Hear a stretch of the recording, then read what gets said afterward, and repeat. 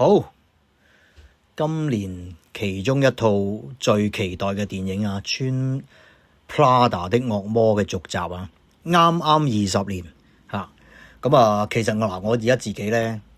就係執緊嘢，準備去泰國嚇，但係都想錄一錄嚇呢一個觀後感啊嚇。相信就係我去出埠之前嘅最後一集嚇咁樣。6月再見。嗱。呢一套戲咧，啱啱就20年啦，即係20年後拍續集啦，2006，咁而家就2026嚇咁樣。咁套戲本身咧好唔好睇？我係絕對收貨嘅嚇，即係20年之後都可以集齊翻晒所有人，差唔多所有人啦嚇。炮製呢一套Devil Wears Prada 2嚇咁樣。嗱古仔咧就比第一集簡單嘅嚇，咁但係咧其實都有好多，我覺得套戲係其實回應翻好多第一集嘅嘢，即係作為一個時代嘅總結啦嚇。我點解咁中意第一集咧？因為嗰陣時2006年咧，我話出嚟做嘢冇耐嚇，咁佢裏邊咧其實就講咗好多辦公室政治。我一睇呢一套戲就覺得哇！乜咁似我公司嘅嚇，即係呢個世界裏邊咧，可以講嘅話就係肯捱、肯付出、夠忠心嘅人，往往到咗最危急嘅關頭，都係被壯士斷臂犧牲過一個嚇。咁有權你都鬥唔過上邊再一層再有權嘅人，空降落嚟嘅人，個世界就係咁唔公平啊！嚇，即係我嗰陣時都係一個20幾歲嘅僆仔啊，20零歲嘅僆仔，睇到即係啱啱出嚟做嘢，睇到公司係咁樣，跟住睇呢套戲，哇！原來又係咁樣個現實裏邊嚇，即係我講緊嘅當然係當年好受委屈嗰個阿 Stanley 飾演嘅阿 Nigel 啦嚇咁樣。咁今次呢一集嚇，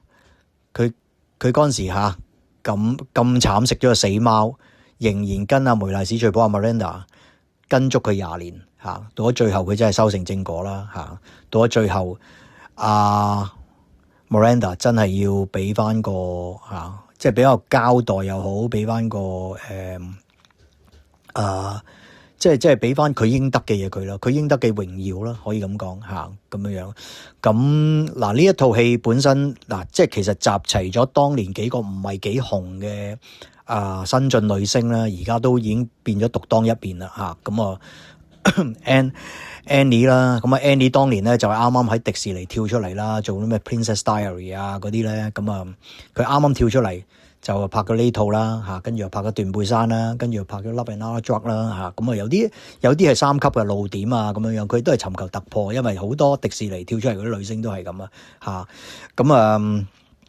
另外 Emily Blunt 啦嚇，Emily Blunt 就飾演 Emily 啦嚇，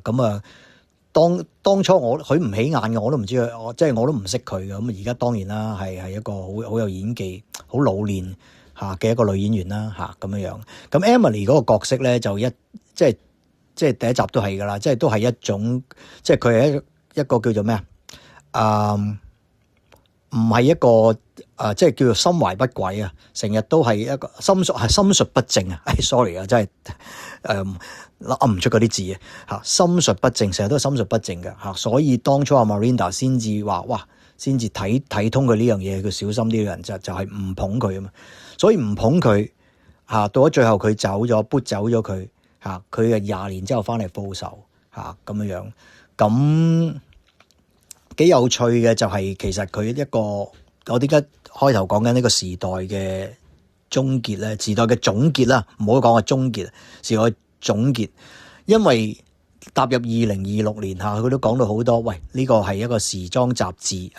喂大家都知道啦，紙媒都係撲緊噶嘛，係嘛？唔好講個時裝雜誌呢啲咁冇咁需要嘅，你就算每日嗰啲日報嗰啲報紙都接得一間得一間啦，係咪啊？日日係咁燒錢啦，美國呢邊都係嗰啲合併嗰啲係好多嘅基本上，因為其實你每日睇報紙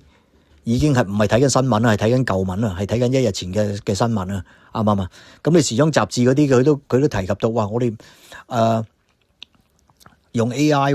吓，我哋唔需要再用 model 喎。喂，我哋就咁執得咯，啲相係咁執得咯，唔需要攝影師咯，根本唔需要啲團隊吓，咁都幾悲哀一件事啦吓。咁其實都個古仔其實本身都係幾咁老土，即係有啲大台交劇嘅古仔嚟㗎，即係就係話哇呢個時裝雜誌嘅第二代接手咁啊，進行改革啦嚇，cut 都係 cut 啦嚇，咁啊整兩條數分分鐘係諗住賣盤嘅嚇，根本就無心戀戰嘅嚇，咁啊 take over 咗老豆嗰啲家族生意，其實就係諗住即係唔想搞啊，其實佢就係嚇，佢就係想 cap 一筆咁啊算數啦嚇，咁問題就係賣俾邊個咧嚇？咁要拯救呢個時裝雜誌喎嚇。咁咪有啲好似夜王嘅 feel 啊？只不過夜王係拯救一間夜總會啫嚇，大家齊心協力拯救一間舊式嘅夜總會嚇。咁呢個係拯救一間已經即係夕陽行業嚇，呢個時裝雜誌咁樣嚇。咁幾有趣嘅就係佢個角色調配啦，即係話佢有一個首富嚇，嗰個首富叫 Data Center King 嚇。咁 Data Center 即係數據中心之王嚇，咁大家都估到係邊個噶啦？其實嚇一出嚟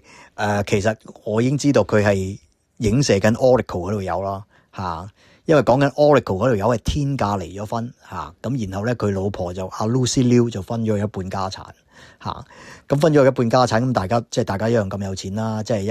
一個男首富一個女首富，即係唔可以講首富，因為有錢佬有錢婆咁樣啦，係咪啊嚇？咁然後咧呢個Data Center King 咧佢就黐咗埋去 Emily 嗰度喎，咁 Emily 咧就想利用佢男朋友即係 Lucy Liu 嘅前夫即係我覺得佢影射 Oracle 嗰度有，點解？因為 Oracle 嗰度有咧，其實而家已經就嚟80歲嘅，但係佢使咗好多錢去整容，去換嗰啲皮，換過個殼。而家其實佢個樣係成個50零歲咁嘅人咁樣，但係佢現實已經80歲即係人有錢任性噶啦，係咪啊？即係有錢都抵抗唔到衰老咁樣，咁就用錢，即係用錢去買青春咯咁樣，咁繼續溝女咯咁呢套戲咁佢都係咁嘅所以我覺得係真係影射緊佢嘅咁佢又黐咗埋去 Emily 嗰度，咁 Emily 咧就想利用佢去同阿富二代收購咗間時裝雜誌，然後等佢坐上阿梅麗史翠普Miranda 個位。就踢走咗佢，個目的就係想報仇，就係想報佢20年前嘅仇咁樣嘅咁但係咧 Miranda 同埋阿 Andy 咧就有一個反間計，個反間計係點樣咧？就係暗盤咁樣去聯絡阿 Lucy Liu 然後 Lucy Liu 去暗砍地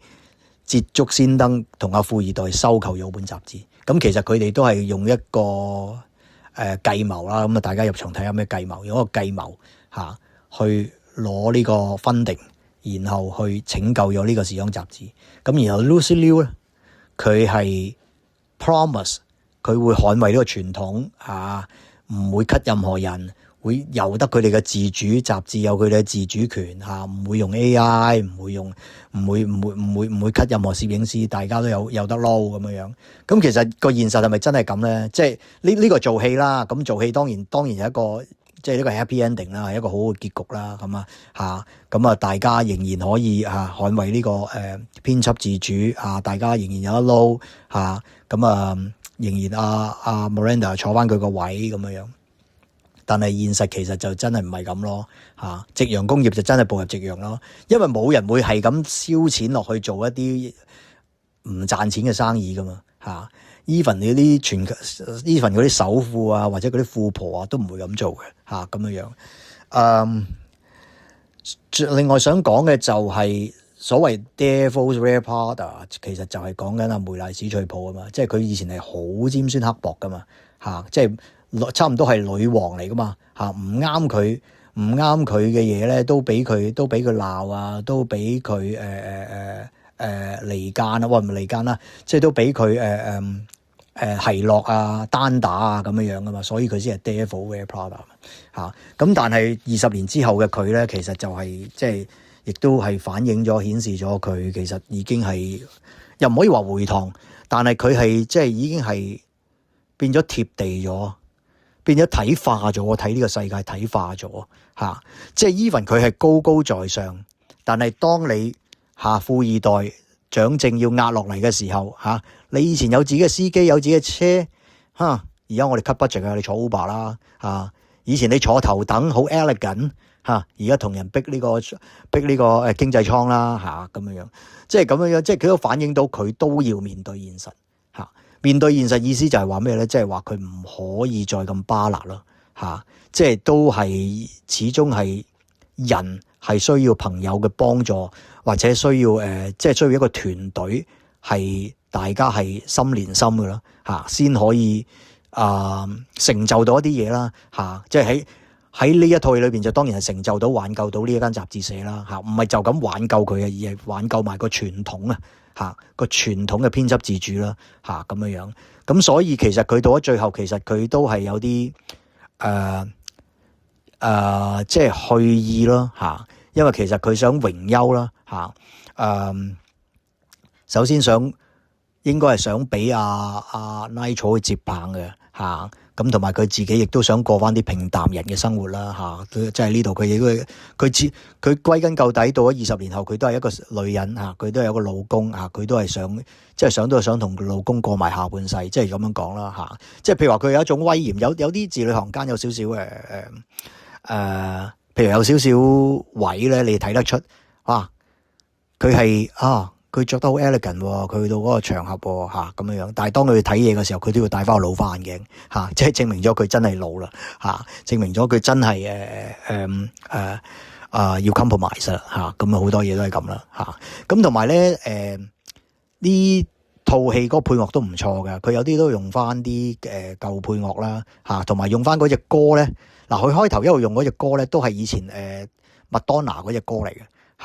咁麥當娜都知道，大家都知道啦，係即係呢個百變天后啦，係咪？咁百變天后，但係佢係20年前嘅百變天后，係咪先？咁樣咧，到咗最後咧，佢有一樣嘢佢做咗好得意嘅，就係佢係揾咗阿 Lady Gaga 去客